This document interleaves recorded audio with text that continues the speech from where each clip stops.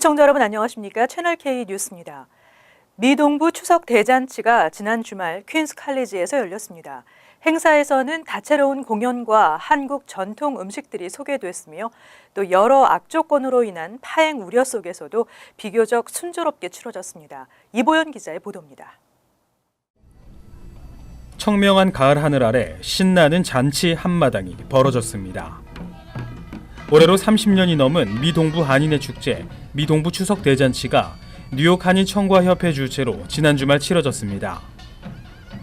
한진 물류 사태로 인해 행사가 3주가량 늦어졌고 행사 직전까지 기상 문제가 지적돼 파행이 우려됐지만 다행히 순조롭게 진행됐습니다.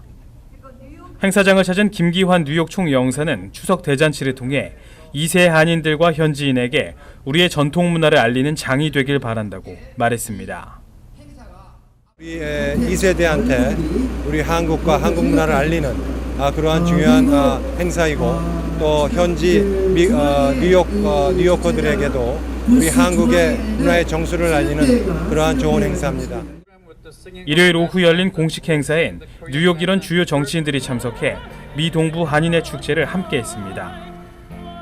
We're so happy to once again join together all throughout New York City to celebrate Chuseok within the Korean community, but also with many people who come to this festival and learn about Korean culture and cuisine for the very first time. I'm proud today to bring my son.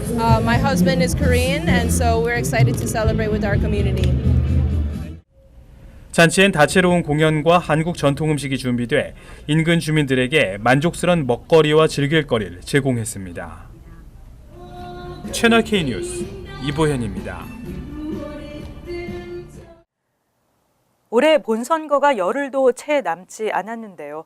이번 선거는 대통령뿐만 아니라 수많은 지역 선출직을 뽑는 자리입니다. 시민참여센터가 본선거 참여를 돕는 선거 가이드북을 제작해 배포에 나섰습니다. 이보현 기자가 보도합니다. 11월 8일 대통령 선거. 이날은 각 지역의 선출직 공무원 역시 선출하는 중요한 선거날입니다. 정보가 부족하거나 이해하기 힘들어 선거 참여에 어려움을 겪는 동포들을 위해 시민참여센터에선 2016년 뉴욕 뉴저지 선거 가이드북을 제작했습니다. 우리는 그 밖에 있기 때문에 우리가 알려고 노력하지 않으면 알 수가 없습니다. 그렇다고 우리가 투표를 안 할 수는 없기 때문에 이 기회에 저희들이 좀 만들어갖고 우리 커뮤니티에 배포를 하니까 보시고 미리 예습해서 투표장에 가서 사표가 안 나오게끔 그렇게 도움을 드리고자 만들었습니다. 이번 선거에선 뉴욕주의 경우 대통령 선거와 더불어 연방 상하원, 주 상하원, 선출직 판사 선거가 실시되고 이 중 한인 후보는 주 하원 40선거구 론김 현 의원과 뉴욕시 민사법원 맨해튼 4선거구 선출직 판사 후보 주디 김 변호사로 2명입니다.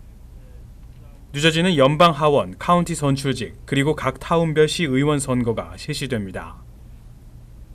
뉴저지 버겐 카운티에는 한인 후보가 무려 6명이라 한인의 정치력 신장을 위한 동포들의 관심이 더욱 필요한 상황입니다. 북부 버겐 카운티를 포함한 뉴저지에서 두 번째로 한인 인구가 많은 5지역구가 되겠습니다. 스캇 가렛 의원과 자시 갈하이머 의원 지금 박빙의 승부를 가리고 있는데요. 결과가 어떻게 될 것인지 여기에 관해서 큰 귀추가 주목이 되고 있습니다. 선거는 뉴욕주의 경우 오전 6시부터 오후 9시까지, 뉴저지는 오후 8시까지 가능하고 참여가 어려울 때는 투표일 전까지 자신이 사는 카운티 선거관리위원회를 방문해 부재자 투표를 할 수 있습니다. 투표에 궁금한 점이 있을 때는 시민참여센터에 연락하면 안내받을 수 있습니다. 채널K 뉴스 이보현입니다. 앞으로 한국 국적인 한인들이 온라인을 통해 출생, 혼인 등의 가족 관계 서비스를 신속하게 받을 수 있게 됐습니다. 재외국민 가족관계등록사무소 웹사이트가 운영되고 있습니다. 한국 대법원은 재외국민이 가족관계 등록을 손쉽게 할 수 있도록 각종 서식 등을 제공하는 재외국민 가족관계등록사무소 홈페이지를 개설해 운영한다고 밝혔습니다. 이에 따라 뉴욕 뉴저지 인근 지역 재외국민들은 뉴욕 총영사관을 방문하지 않고도 온라인을 통해 가족관계 등록 서비스를 신속하게 받을 수 있습니다. 웹사이트에는 가족관계 등록 신고 중 가장 많은 비율을 차지하는 출생, 혼인, 이혼, 사망, 인지, 입양 등 신고에 관한 모든 정보가 제공됩니다. 재외국민들은 인터넷으로 신고 서류를 보내 3, 4일 내에 관련 서류 등록을 마칠 수 있으며 발급받기까지도 3, 4일이면 돼 신청해서 수령까지 일주일 안팎이면 가능합니다. 또 재외국민이 직접 대법원에 가족관계 등록 문의를 할 수 있는 1:1 문의하기도 마련됐습니다. 그동안은 가족관계 등록을 하기 위해서는 뉴욕 총영사관을 방문해 신청한 뒤 외교 행랑을 통해 서류를 보내는 등 시간과 절차가 번거로웠습니다. 연방수사국이 힐러리 클린턴 민주당 대선 후보의 이메일 스캔들에 대한 재수사에 착수했습니다. 이번 연방수사국의 재수사 방침 발표에 그동안 열세에 놓였던 트럼프 진영이 막판 뒤집기에 총력을 기울이고 있습니다. 연방수사국의 재수사 방침에 열흘도 채 남지 않은 대선 판도가 요동을 치고 있습니다. 제임스 코미 FBI 국장은 지난 28일 의회 감독위원회에 보낸 서신에서 당초 클린턴의 이메일 수사와 무관한 것으로 분류했던 이메일 가운데 수사와 관련 있는 것으로 보이는 이메일이 발견됐다며 재수사에 착수했다고 밝혔습니다. 이러한 방침은 뉴욕 출신 앤서니 위버 전 연방 하원 의원의 섹스팅 사건을 수사하던 FBI가 그의 개인 노트북에서 전 아내이자 클린턴 후보의 최측근인 후마 에버딘의 업무 관련 이메일을 대거 발견하면서 비롯됐습니다. 어제 발표된 추적 여론조사 결과에서 클린턴과 트럼프의 지지율은 46%대 45%로 격차가 1%포인트까지 좁혀졌습니다. 자유당의 게리 존슨과 녹색당의 질 스타인 후보는 각각 4%와 2%의 지지를 받았고 클린턴과 트럼프의 양자 대결에서는 49%대 46%로 클린턴이 3%포인트 앞섰습니다. 응답자의 34%는 FBI의 재수사 방침 발표 후 클린턴에 투표하려는 의향이 줄어들었다고 답했으며 클린턴 지지자 중 7%는 FBI 재수사 발표가 투표 심리에 영향을 미쳤다고 밝혔습니다. FBI의 재수사 방침 발표 이후 그동안 열세에 놓였던 트럼프 진영은 이를 호재로 삼아 막판 뒤집기에 총력을 기울이고 있습니다.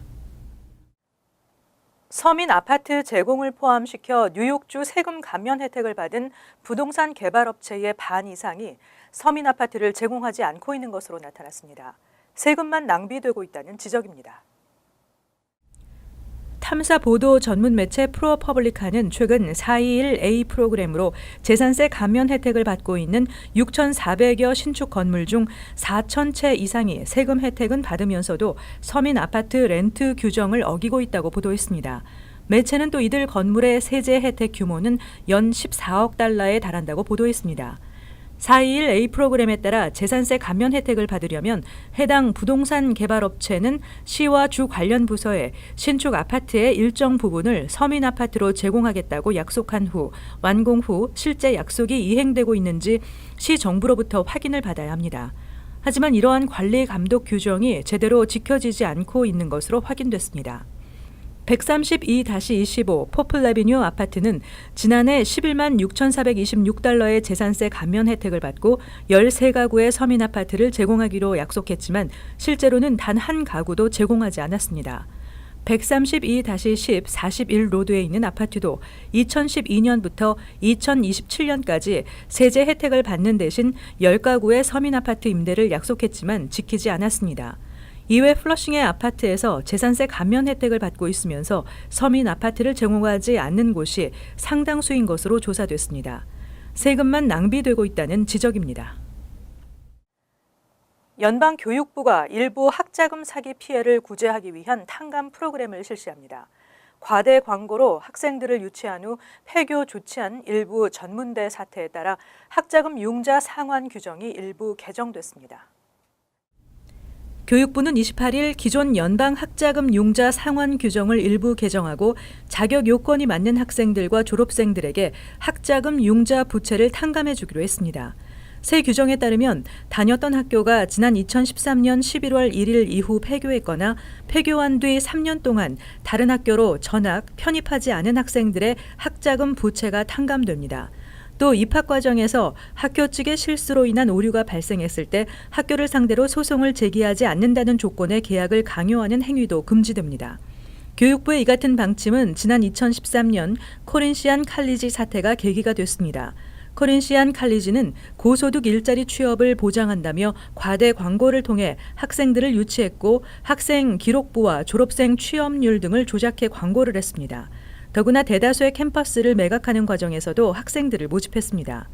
코린시아 칼리지는 결국 지난해 4월 미국 내 모든 캠퍼스 운영을 중단하고 폐교했으며 같은 해 5월에는 델라웨어주 연방파산법원에 파산 보호 신청을 한 상태입니다. 그동안 인터넷 서비스 제공업체의 개인정보 수집은 아무런 제재가 없었습니다. 그러나 앞으로는 소비자의 동의를 얻어야 개인정보 수집이 가능해집니다. 연방통신위원회는 최근 AT&T와 버라이즌, 컴캠스트 등 인터넷 서비스를 제공하는 기업들에 대한 개인정보 수집과 활용 행위를 제재하는 규정을 승인했습니다. 그동안은 아무런 제재가 없이 정보 수집이 자유로웠습니다. 이에 따라 앞으로 인터넷 서비스 기업들은 소비자의 웹사이트 방문과 앱 사용 기록, 위치 정보, 금융 정보 등을 수집하고 활용하려면 해당 소비자의 동의를 받아야 합니다. 물론 소비자가 원할 경우 기업들은 이러한 정보 수집을 중단해야 했지만 별도의 요청이 없으면 기업들은 소비자의 모든 개인정보를 수집한 뒤 사용할 수 있었습니다. 하지만 이번 통신위원회의 방침으로 인터넷 업계는 운영 방향을 새로 짜야 할 상황이 됐습니다. 특히 이번 규정 발표는 AT&T가 지난주 타임워너를 인수한다고 밝힌 직후 이루어져 앞으로 AT&T의 대응이 주목되고 있습니다. 이번 통신위원회의 결정에 따라 소비자 권익 단체들은 환호하고 있습니다. 하지만 AT&T 수석 부회장은 정부가 각종 규제를 만들어 비용 절감 효과를 삭감시키고 있다고 지적했습니다. 지난 주말 뉴욕시에서는 크고 작은 총격 사건이 발생해 1명이 숨지고 4명이 부상을 입었습니다. 뉴욕시경에 따르면 30일 새벽 1시 15분쯤 퀸즈 자마이카 109 애비뉴와 171가에서 36살 남성이 니힌 도니간으로 밝혀진 용의자가 쏜 총에 맞아 자마이카 병원으로 옮겨졌으나 끝내 목숨을 잃었습니다. 도니간은 체포됐으나 총을 쏜 원인에 대해서는 밝혀지지 않고 있습니다. 할렘 143가에서도 같은 날 새벽 1시 15분쯤 20세 여성이 용의자의 총에 맞아 뉴욕 장로병원으로 옮겨졌습니다. 다행히 이 여성은 생명에는 지장이 없는 것으로 알려졌습니다. 이후 새벽 2시 45분 165가와 우드크레스트 애비뉴에서도 10대 남성 2명과 20대 남성이 총격을 가해 15살 남성이 다리에 총을 맞았고 17살 남성 역시 총에 맞아 병원으로 이송됐습니다. 링컨 병원으로 옮겨진 이들은 중상은 아닌 것으로 밝혀졌습니다. 이어서 LA 지역 한인사회 소식입니다. LA 한 재활용 공장에서 오늘 대형 화재가 발생해 당국이 긴급 진화에 나섰습니다. LA 카운티 소방 당국에 따르면 오늘 오후 2시쯤 5500블럭 이스트 61가 스트릿에 위치한 재활용 공장에서 화재가 발생했습니다. 당국은 소방관들이 출동했을 당시 공장에는 대원들이 진입을 하지 못할 정도로 엄청난 연기와 불길이 치솟았다고 덧붙였습니다. 이번 화재로 인한 부상자는 보고되지 않았으며 현재 현장에는 50여 명의 소방대원들이 출동해 진화 작업을 벌이는 한편 정확한 화재 원인을 조사하고 있습니다. 코케인 2.8톤을 싣고 해외로 밀 반출하려던 마약 조직 일당이 해안경비대에 적발됐습니다. 미국 해안경비대는 지난달 26일 태평양 해상에서 검거한 반잠수정을 수색한 결과 코케인 2.8톤이 나왔다고 오늘 발표했습니다.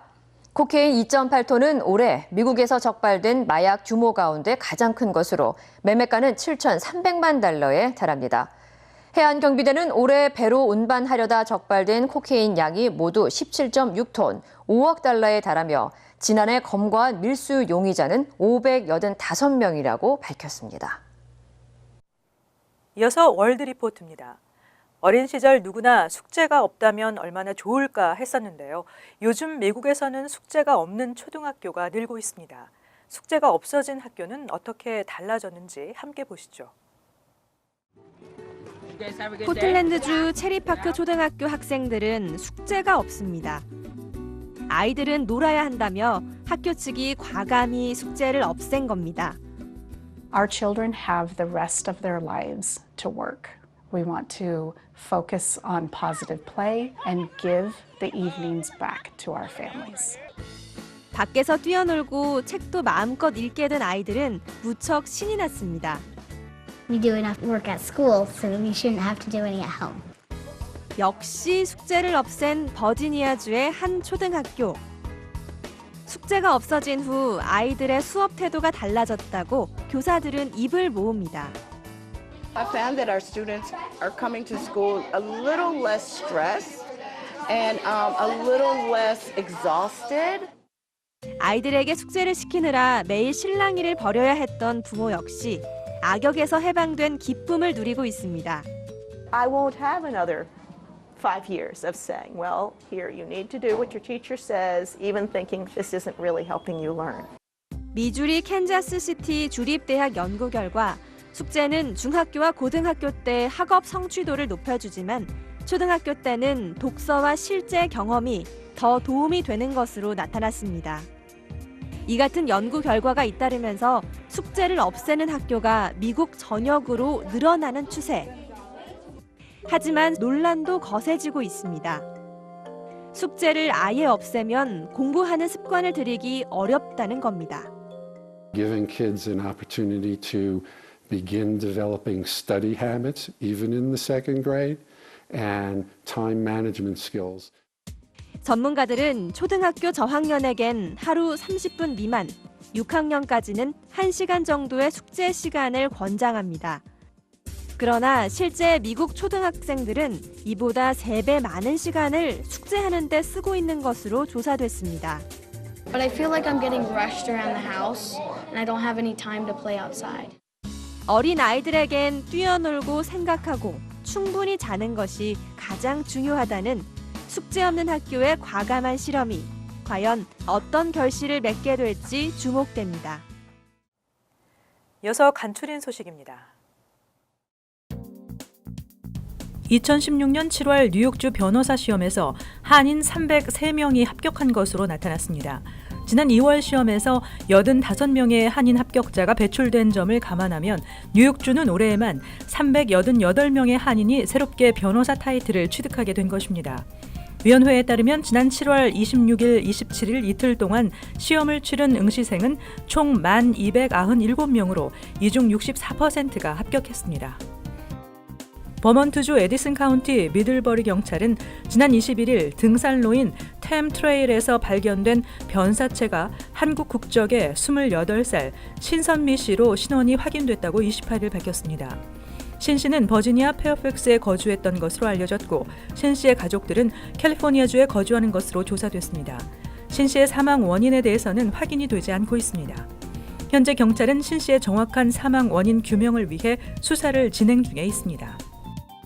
대뉴욕지구 한인교회협의회 부회장 선거 후보로 출마했던 기호 2번 김 전 목사가 선거를 이틀 앞둔 29일 전격 사퇴했습니다. 뉴욕 교회협의회는 김 전 후보가 개인 사정으로 인해 이날 정오부로 사퇴했다고 밝혔습니다. 이에 따라 당초 2파전으로 예상됐던 이번 부회장 선거는 기호 1번 이만호 목사의 단독 출마로 오늘 피라미스 교회에서 치러졌습니다. 앞으로 뉴욕시 교도소에 수감돼 있는 중범 재소자들도 투표할 수 있게 됐습니다. 뉴욕시 의회는 최근 교도소 수감자에게도 투표에 참여할 수 있도록 부재자 투표용지를 배부해야 한다는 내용의 조례안을 가결시켰습니다. 현재 뉴욕주는 교도소 수감자에게 투표권을 부여하지 않고 있으며 5년 전 석방됐거나 가석방을 선고받은 범죄 전력자는 투표할 수 있도록 법을 완화한 바 있습니다. 다음은 환율과 증권 소식입니다.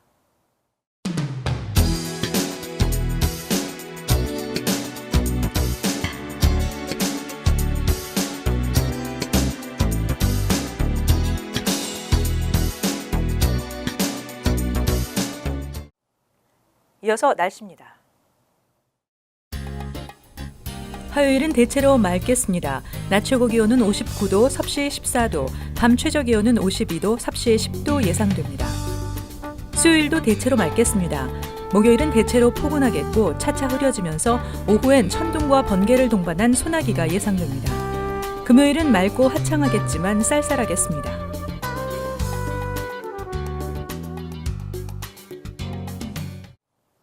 항상 여러분과 함께하는 채널K 뉴스 여기서 마칩니다. 시청해주신 여러분 고맙습니다.